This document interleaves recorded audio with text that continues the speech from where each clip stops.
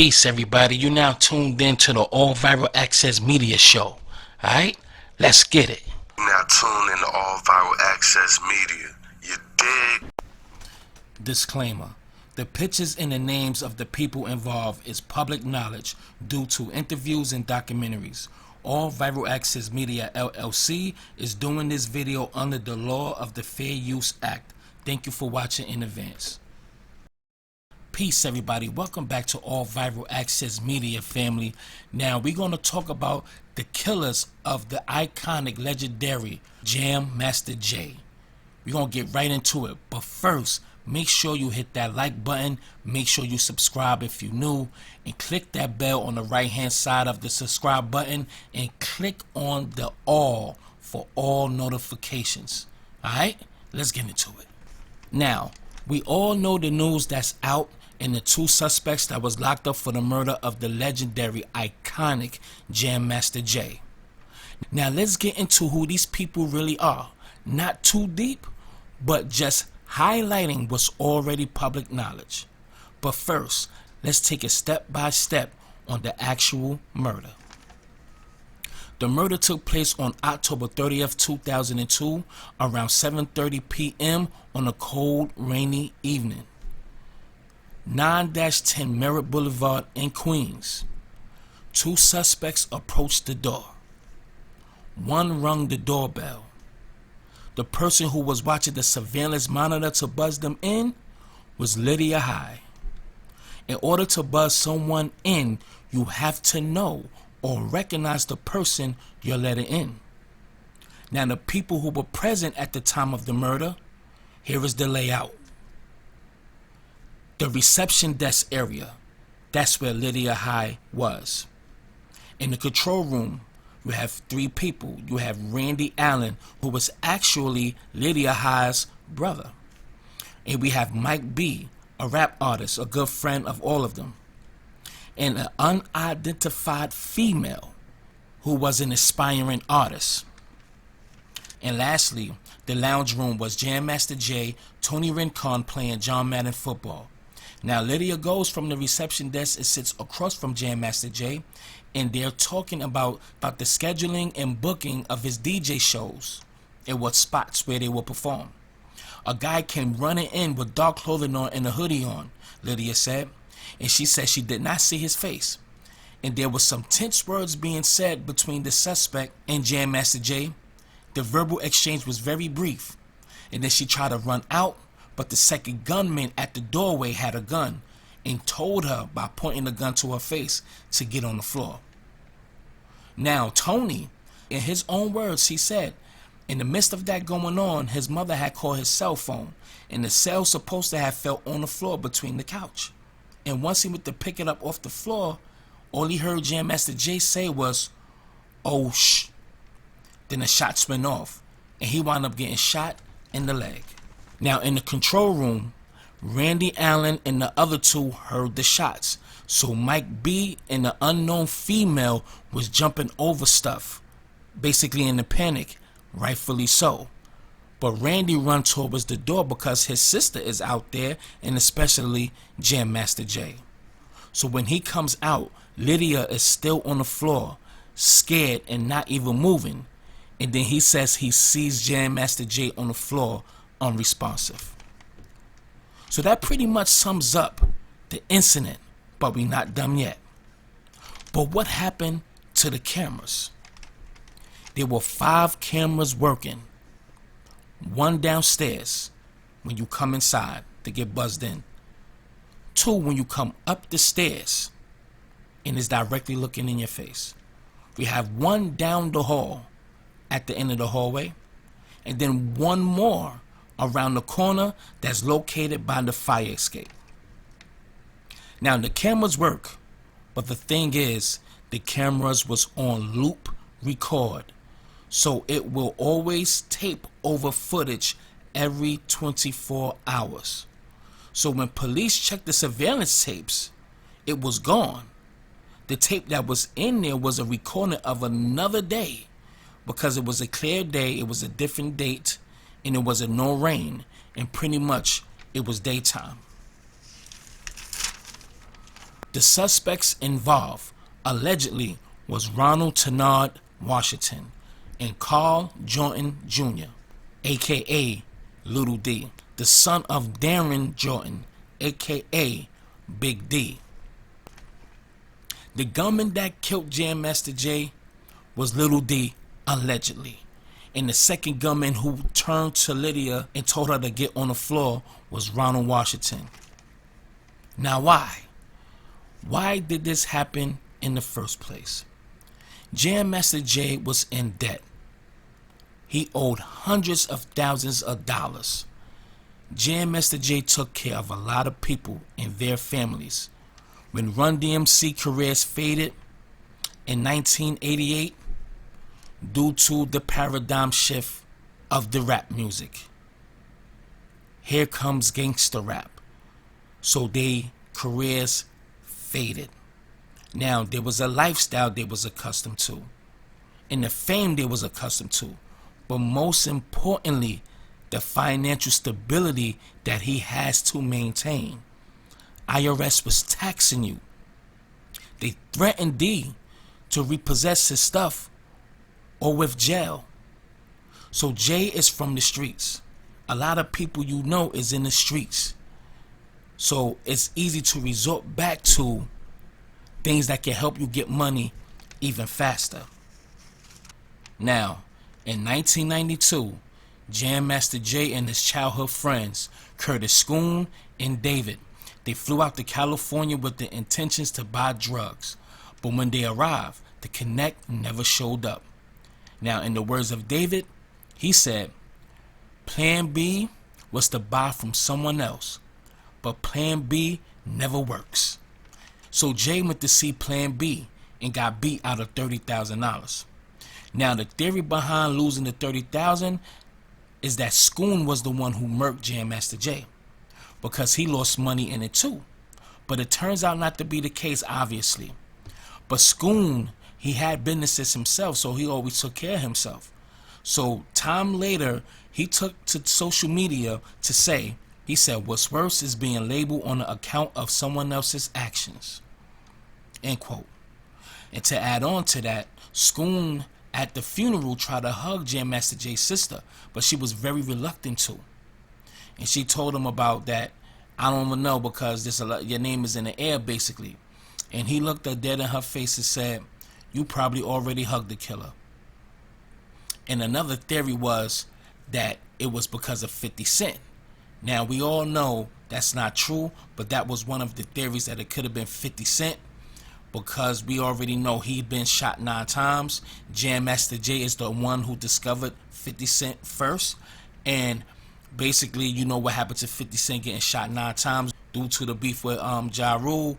And, you know, in his song, you know, the Holy Quran, where he mentions Preem name and he talked about Prince being the killer and things in that nature. The theory was that he was basically trying to get back at him by taking out Jam Master Jay.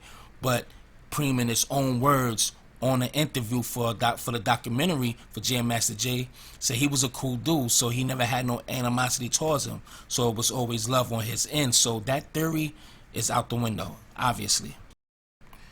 And the last theory was Randy Allen, who was really Jam Master Jay's best friend. Randy was actually the best man at Jam Master Jay's wedding. Now, somebody said that Jam Master Jay confided in them and said that Randy was stealing from him. Could have been because of that, and he revealed it to him. That was another theory, because Randy was a stick-up dude. He used to rob Wonder Bread trucks and Hoisters trucks that come deliver products to the stores in the neighborhood. And he took them out the streets and took Randy on the road with him. So there was some theories. And then on top of that, they both had life insurance. They had a policy that implemented that whoever dies gets a percentage of that person's life insurance. You know? But Jam Master Jay's sister didn't believe Randy did it in the first place. And when asked on the show, sitting across from Jam Master Jay's brother, when they asked him Can the family look into whatever they need to for Jay's case? And he responded by saying, go right ahead. You could look into everything. 5 years went past. No leads. And the police is always saying that the case is ongoing. And you know most police do not care, especially if you are in the hip-hop community. So Randy Allen in 2007 revealed some stuff to put more pressure on the police. He revealed in a interview, which I can't play, but this is the picture right here when he said it on. He said what his sister Lydia told the cops. He said Ronald Washington was the guy that was there. He looked right in my sister's eyes. So then, right there, the cops should have reacted. Now, according to people who knew Tenard, this is what they thought about him. His whole life he was in and out of jail. That was the words from the people. But here's what David said. He said he wasn't a drug dealer. He was known as a foul person that will rob you and anybody else. That's how he was known as. Now, weeks prior to Jam Master Jay's death, Tenard, aka Ronald Washington, frequently would go to Jay's studio. So he had access. Plus, he could have took mental notes of the layout of the studio. Now, on the night of his death, he was up there with Jam Master Jay and he spoke to him. In the words of Tenard, he said that Jam Master Jay wanted him to go to the store. And he said, then he gave me $200 to buy bullets. Did Jam Master Jay really do that? Or he's just saying that and placing himself at the scene just in case someone have already seen him there? Now, Ronald Washington was eventually locked up for robbery charges and sentenced to 17 years in prison. Now, where does Little D comes in at in this whole thing? Now, while Tenard was in jail and still currently in prison to this day, he gave his side of the story in the interview. This is what he said. He said he was heading back towards the studio, I guess from the store, quote unquote, getting bullets, huh? I hear that hot shit. When he heard the shots, and he saw Little D and Big D leaving the studio.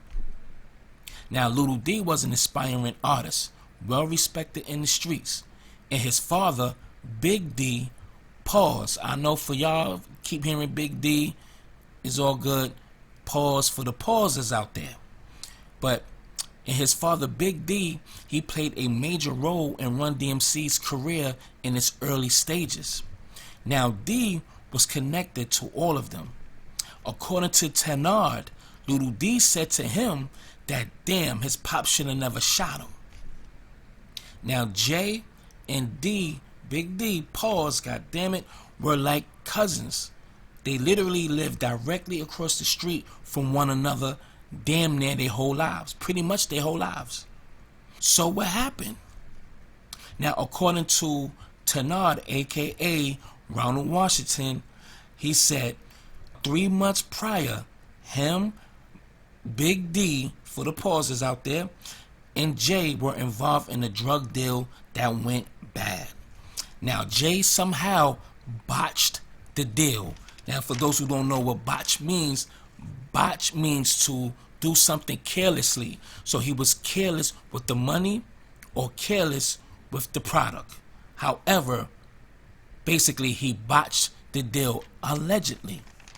And they both owed a drug dealer from the Midwest named Uncle $180,000. Now, Big D responded to those claims that Tenard had by placing him at the scene of the crime. Here's his response to that. He said, my first wife got at his sister. It was some family feud from like 20 years ago. Tenard is a blank, blank, blank. Now, Derek Parker said it too. He said, for those who don't know, Derek Parker is the former police and basically started or co-founded the hip-hop police that we all know of today. But anyway, Derek Parker said he was asked about if those two have done it, and he said that both of them did, the father and the son. So Big D responded, check it out, check the video. Now, is it possible that Big D was actually there as well? It could be. It's possible. But Lydia did tell the police already it was Ronald, because he had the gun pointed to her and told her to get on the floor. So she said he was there. But Big D looks like he don't play any games, and you see in that recording he wasn't playing, even talking about a former cop. So it is what it is, man. That's thorough as you can get. You feel me? You feel me?